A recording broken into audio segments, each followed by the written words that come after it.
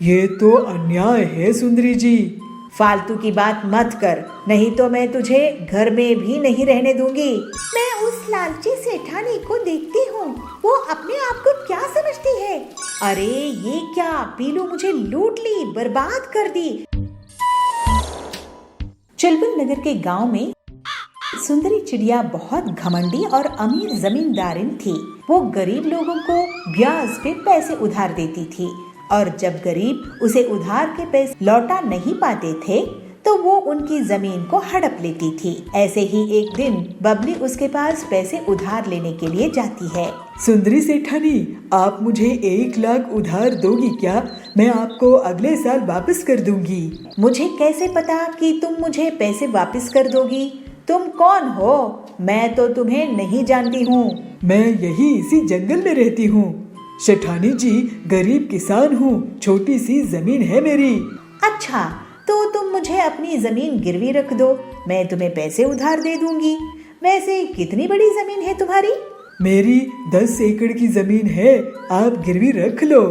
ठीक है, यहाँ अंगूठा लगाकर पैसे ले जाओ, लेकिन याद रखना पैसे नहीं चुकाए तो जमीन मेरी। फिर बबली उन पैसों से खाद और दवाइयाँ लाती है और खेत में दिन रात बहुत मेहनत करके फसल उगाती है। इस बार उसकी अच्छी फसल हुई थी। ऐसे ही एक दिन सुंदरी उसके खेत के पास से निकल रही थी, तभी उसकी नजर बबली के खेत में जाती है। अरे वो टिल्लू, कहाँ घूम रहा है? ये बता कि ये खेत किसका है जिसमें इतनी बढ़िया फसल उगी है? सेठानी जी, ये खेत बबली का है। उसी बबली का जिसने मुझसे पैसे उधार लिए हैं। अरे वाह, इसका मतलब ये जमीन और ये फसल और इसका मुनाफा मेरा हुआ। फिर सुंदरी बबली से मिलती है। क्यों बबली, इस बार तो तुम्हारी फसल बहुत अच्छी हुई है, लगता है बहुत मेहनत करी हो। जी सुंदरी जी, मैं फसल बेचकर आपका उधार लौटा दूंगी। उसके बाद घर में बेटी भी है, उसकी शादी भी करनी है। ठीक है, ब्याज मिलाकर 3 लाख दे देना। क्या? लेकिन मैंने तो बस 1 लाख ही उधार लिए थे सेठानी जी। हाँ तो ब्याज चढ़ा के और 2 लाख हो गए हैं। तुम अनपढ़ गंवार लोग कुछ नहीं समझते। ये तो अन्याय है सुंदरी जी। फालतू की बात मत कर, नहीं तो मैं तुझे घर में भी नहीं रहने दूंगी। मैं आपके पैसे नहीं चुका पाऊंगी। नहीं, आप मेरी जमीन ही रख लो। शाम में बबली अपने घर आई और अपनी बेटी पीलू को रोते रोते सब कुछ बता दी। मैं उस लालची सेठानी को देखती हूँ, वो अपने आप को क्या समझती है। आप चिंता मत करो माँ, अब मैं उससे सभी चिड़ियों की हड़पी हुई जमीन वापस करवाऊंगी। पीलू अपनी सहेली हरी तोती के साथ एक प्लान बनाती है। दोनों सहेलियां एक छोटी सी खेत की जमीन में एक नकली पेड़ लगाती है और फिर उस पेड़ को लाल रंग से रंग देती है। फिर वो दोनों उसकी डालियों में सोने, चांदी, डायमंड्स के गहने चिपका देती है, जिससे ऐसा लगता है कि वो गहने उसी पेड़ के फल हो। अब आएगा मजा, लालची सुंदरी कैसे फंसेगी देखना। इसके बाद पीलू चिड़िया हरी तोती के साथ जानबूझकर सुंदरी के पीछे जोर जोर से बातें करती है। अरे तूने देखी क्या उस लाल पेड़ को जो उस खेत में उगा है?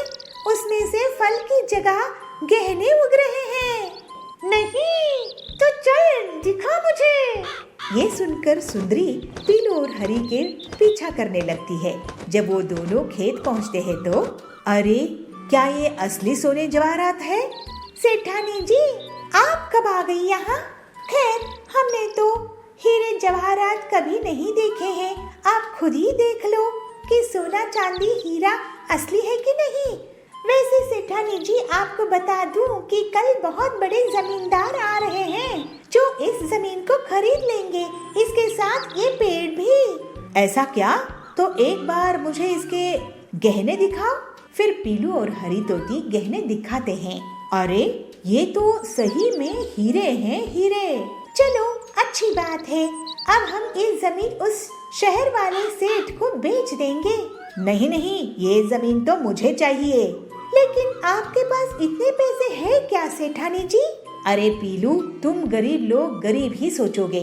इसके लिए तो मैं अपनी पूरी जमीन जायदाद बेच दूंगी, लेकिन मैं इस पेड़ की जमीन को खरीद के ही रहूंगी। ठीक है, तो फिर सौदा पक्का। आपकी पूरी संपत्ति के बदले में ये जमीन। ये लीजिए इस जमीन के कागजात, लेकिन पहले आप अपनी संपत्ति के कागज मेरे नाम कर दीजिए। फिर सुंदरी अपनी पूरी संपत्ति, जमीन जायदाद, गाड़ियाँ, हवेली पीलू के नाम कर देती है और उस छोटी से पेड़ वाली जमीन को बदले में ले लेती है। अगले दिन कुछ लोग उस पेड़ के पास इकट्ठा होते हैं। क्यों गरीब लोग, कैसा लगा मेरा ये गहनों का पेड़? जरा हमें भी दिखाना गहने सेठानी जी। ये देखो। फिर सुंदरी उन्हें गहने दिखाती है।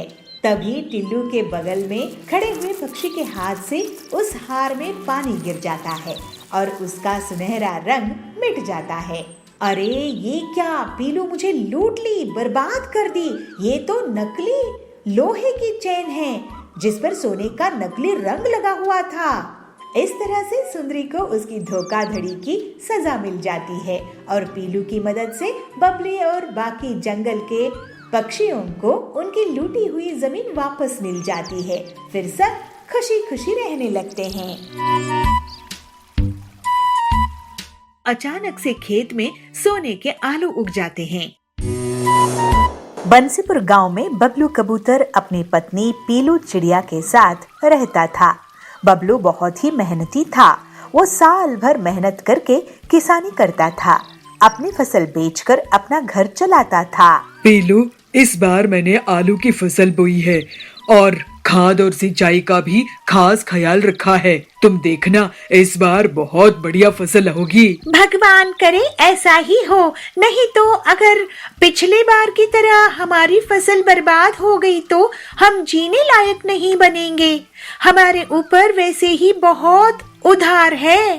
पीलू के घर के पास ही सुंदरी रहती थी। वो पीलू की गरीबी का मजा लेती थी। एक दिन सुंदरी कहती है, पीलू बहन, बबलू भाई, ये मैं क्या सुन रही हूँ? आप लोगों के ऊपर इतना उधार है। ऐसा करो पीलू बहन, मेरे घर आज कुछ मेहमान आने वाले हैं।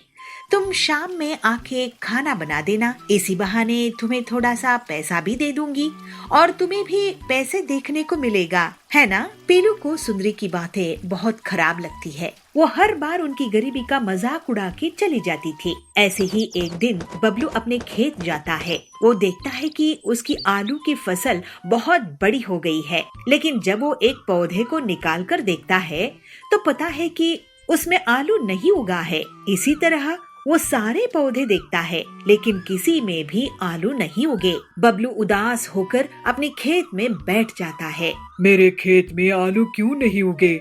ऐसे तो मैं बर्बाद हो जाऊंगा। मेरे खेत में आखिर फसल क्यों नहीं होती है? ऐसे वो सोच में पड़ जाता है। ऐसे ही सोचते बबलू रोने लगता है। जैसे ही उसके आंसू मिट्टी में गिर जाते हैं तो अचानक से खेत में सोने के आलू उग जाते हैं। आश्चर्य होके बबलू कहता है, अरे भगवान, तेरे बहुत बहुत शुक्रिया। मेरे खेत में तो सोने के आलू उगाए हैं। अब मेरी गरीबी दूर हो जाएगी। फिर बबलू एक बोरी में सोने के आलू भर लेता है और घर लेकर जाता है। बबलू एक सोने का आलू बेचकर घर का राशन ले आता है और पूरा कर्ज भी चुका देता है। लेकिन वो सोने के आलू वाली बात पीलू को नहीं बताता है। एक दिन सुंदरी उसके घर आती है। क्या हुआ, इस बार तुम लोग आलू की फसल नहीं बेच रहे हो क्या? इस बार भी तुम्हारी फसल बर्बाद हो गई है? ऐसा है तो तुम लोग तो सड़क पर आ जाओगे। नहीं, इस बार फसल बहुत अच्छी हुई है। नहीं नहीं पीलू, बबलू इस बार फसल बिकाने के लिए बाजार गया ही नहीं। अब तुम ही सोचो कि तुम्हारा आगे क्या होगा। बबलू जब घर लौटता है तो पीलू उससे पूछती है, बबलू जी, पड़ोसन कह रही थी कि आप इस बार शहर के जंगल में आलू बेचने के लिए नहीं गए थे। अगर हमारी आलू की फसल हुई ही नहीं है तो अपने घर का राशन कहाँ से लेकर आए हो? इसके बाद बबलू पीलू को सोने के आलू से भरी हुई एक बोरी दिखाता है। खिड़की में से सुंदरी भी उस सोने के आलू की बोरी को देख लेती है। अरे, इनके पास तो बोरी भरकर सोना है। ये तो मेरे पास होना चाहिए। ऐसा सोचकर वो उनके घर जाती है। तुम दोनों गरीबों को खाना नसीब हो रहा होगा, ऐसा करो तुम मेरे घर खाना खाने आ जाओ। सुंदरी को पीलू और बबलू मना नहीं कर पाते हैं और उसके घर चले जाते हैं। वहाँ सुंदरी उन्हें बहुत बड़ी थाली परोसकर लेकर आती है और उन्हें खाने के लिए देती है। जब दोनों पति पत्नी खा रहे होते हैं, वो चुपचाप उनके घर चली जाती है और सोने के आलू चुराने की कोशिश करती है। लेकिन जैसे ही वो आलू उठाती है, एक आलू पत्थर में बदल जाता है और उसके पैर पर गिर जाता है। उसके चीखने की आवाज सुनकर पीलू और बबलू वहाँ जाते हैं। सुंदरी वहाँ से भाग जाती है। तभी तो मैं सोचूं कि हमेशा हमारी गरीबी का मजाक उड़ाने वाली हमें आज दावत क्यों दे रही है। हमारे पीछे से हमारी सोने की आलू चुराना चाहती थी। ये सुंदरी बहुत लालची है, इसके पास सब कुछ है, लेकिन ये लालच करना नहीं छोड़ती है। इसी वजह से ये आलू पत्थर में बदल गया था। हाँ बबलू जी, आप सही कह रहे हो, लेकिन ये आलू जब तक हमारे घर में रहेंगे, ये हमारे लिए मुसीबत के बीज बन जाएंगे। चलिए इन्हें खेत में गाड़ कर छुपा देते हैं। फिर दोनों पति पत्नी खेत में सोने के आलू छुपा देते हैं। बंटी बहुत मेहनती और ईमानदार था, इसी वजह से उसकी शुद्ध भावनाओं में निकले आंसू से सोने के आलू खेत में उग आए थे। वहीं दूसरी तरफ सुंदरी का मन काला था, इसी वजह से उसके छूते ही सोने के आलू पत्थर में बदल गए। अब बबलू और पीलू की गरीबी दूर हो गई थी और वो दोनों खुशी खुशी रहने लगे।